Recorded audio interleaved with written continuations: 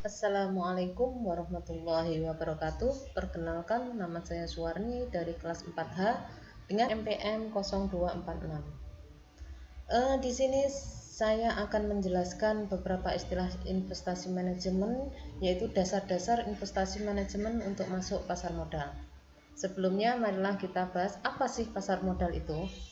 Pasar modal adalah pasar yang beroperasi secara terorganisir, di mana terdapat aktivitas perdagangan surat menyurat berharga seperti saham, ekuitas, surat pengakuan hutang, obligasi, dan surat berharga lainnya yang diterbitkan oleh pemerintah maupun perusahaan swasta dengan memanfaatkan jasa perantara, komisioner, dan underwriter.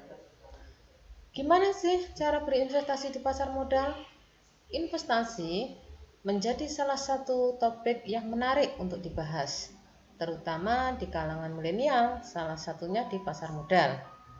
Investasi adalah kegiatan menanam modal. Tujuan dari investasi selain untuk melipat gandakan uang, juga untuk mempertahankan aset atau kekayaan. Pasar modal merupakan tempat investasi pilihan generasi muda. Investasi di pasar modal antara lain investasi saham, reksadana, obligasi, atau surat utang. Investasi saham adalah yang paling populer.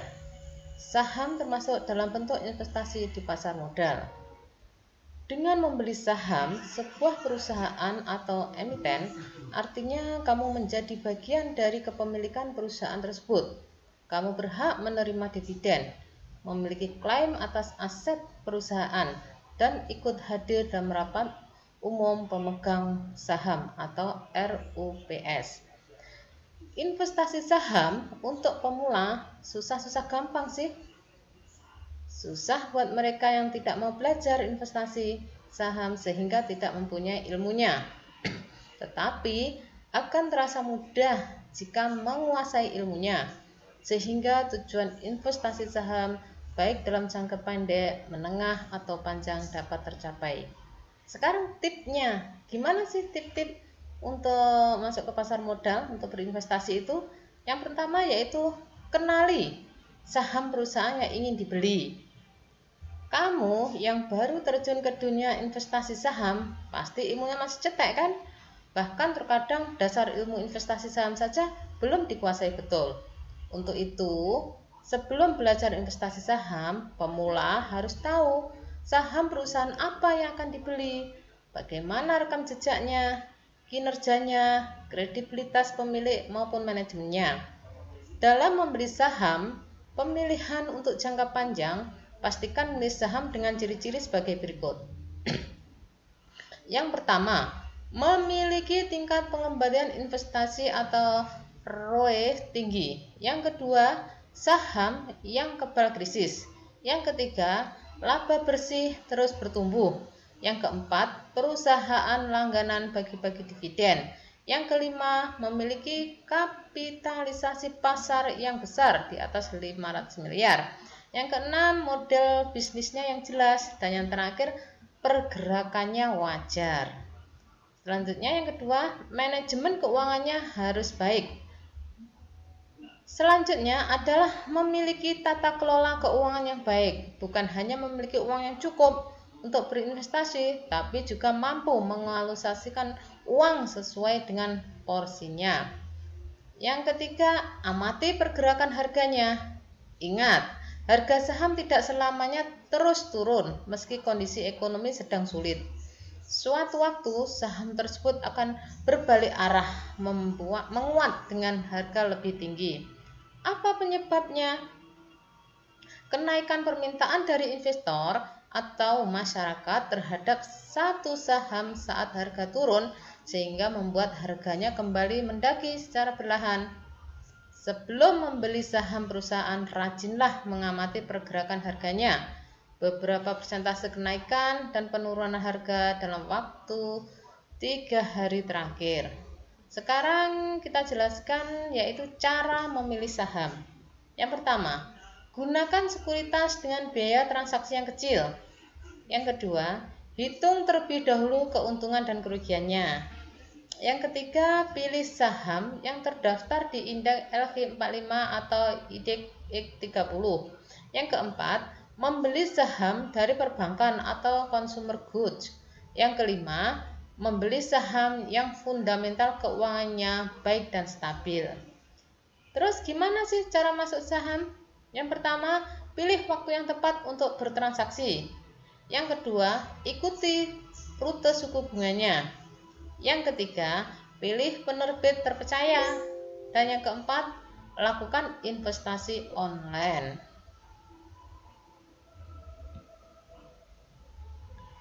Ada 3 tahapan dalam penilaian risiko, yaitu 1. Identifikasi risiko atau risk identification merupakan proses menemukan, mengendali, dan menggambarkan risiko. Daftar risiko secara komprehensif disusun berdasarkan peristiwa-peristiwa yang mungkin menciptakan, meningkatkan, mencegah, menurunkan, memperlambat, atau menunda pencapaian tujuan. Risiko-risiko yang dimasukkan dalam BCM hanya risiko yang dapat menyebabkan bisnis terhenti total atau yang dapat menghentikan salah satu dari proses-proses bisnis yang bersifat kritis. Untuk itu, diperlukan identifikasi setiap komponen-komponen atau aset-aset penting yang membuat proses-proses tersebut berjalan dengan baik. Dan dampaknya bila salah satu dari komponen atau aset tersebut terganggu.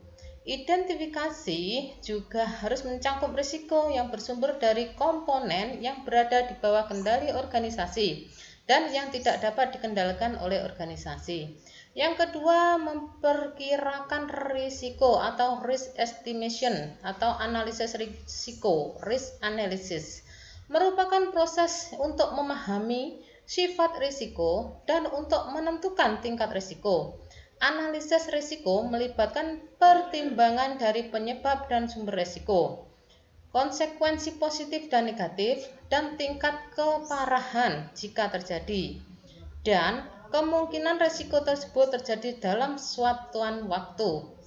Untuk menentukan tingkat keparahan, organisasi dapat menentukan tingkat keparahan berdasarkan 2 skala, yaitu tinggi dan rendah, atau menggunakan 3 skala, yaitu tinggi, menengah, dan rendah. Berdasarkan analisis dampaknya terdapat proses bisnis atau business impact analysis. Yang ketiga, risk evaluation.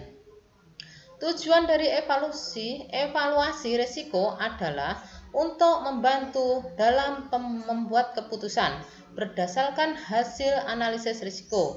Risiko mana yang memerlukan perbaikan dan prioritas untuk dilakukan lebih awal. Terdapat beberapa hal yang harus dipertimbangkan, yaitu pertama, keputusan harus mempertimbangkan konteks yang lebih luas dari risiko dan mencakup pertimbangan toleransi risiko ditanggung oleh pihak lain selain organisasi yang memiliki risiko. Yang kedua, keputusan harus dibuat sesuai dengan hukum, peraturan, dan lainnya. Yang ketiga, keputusan harus dibuat dalam persyaratan sesuai. Yang keempat, dalam beberapa situasi, evaluasi risiko dapat menyebabkan keputusan untuk melakukan analisis lebih lanjut. Evaluasi risiko juga dapat menyebabkan keputusan untuk tidak memperlakukan risiko dengan cara apapun selain mempertahankan kontrol yang ada. Dilanjutkan dengan portofolio. Pengertian portofolio investasi. Portofolio investasi adalah kumpulan aset investasi milik individu, lembaga keuangan, perusahaan, maupun manajer investasi. Isi dari portofolio ini diantaranya susunan saham, obligasi, reksadana, uang tunai, atau komoditis milik investor.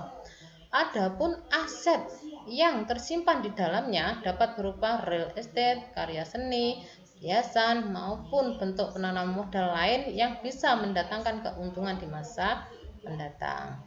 Sekarang cara membuat portofolio yang baik itu gimana? Dalam membuat portofolio investasi, terdapat beberapa strategi yang harus diterapkan untuk meminimalisir risiko sekaligus meningkatkan keuangan. Yang pertama, diversifikasi portofolio. Diversifikasi merupakan strategi investor untuk mengoptimalkan return dan meminimalisir risiko dengan menempatkan investasi pada lebih dari satu instrumen, baik saham maupun non-saham. Dalam diversifikasi portofolio, ada baiknya Anda menggunakan produk investasi yang liquid seperti reksadana, pasar uang, surat deposito, dan emas. Tujuannya agar lebih mudah dilikuidasi. Yang kedua, tujuan dan jangka investasi. Sebelum merancang portofolio, pastikan terlebih dahulu apa tujuan investasi Anda. Misalnya untuk biaya kuliah anak. Dengan demikian, Anda dapat menentukan jangka waktu yang diperlukan. Setelah dua unsur ini terpenuhi, saatnya Anda memilih produk investasi yang tepat. Yang ketiga, pahami profil risiko dan rate.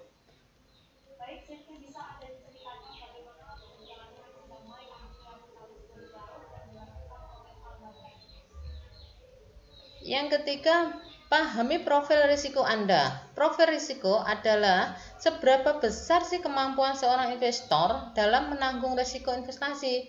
Ada 3 jenis profil risiko, yakni konservatif, moderat, dan agresif. Tipe konservatif cenderung mencari produk dengan risiko terkecil. Investor moderat dapat mentoleransi risiko sedang dan harga fluktuatif. Sementara agresif memiliki toleransi risiko tinggi karena berorientasi pada return yang besar.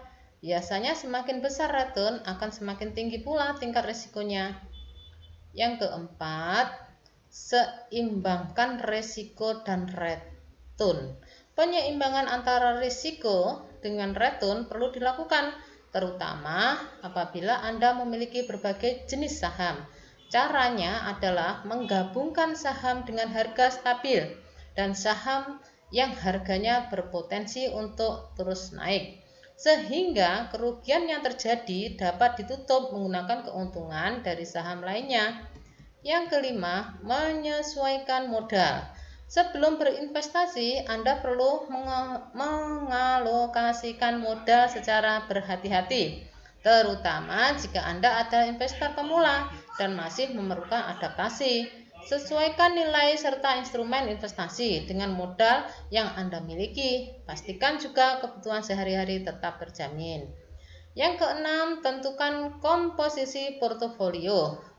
Setelah mengetahui profil risiko, tentukan komposisi portofolio yang tepat.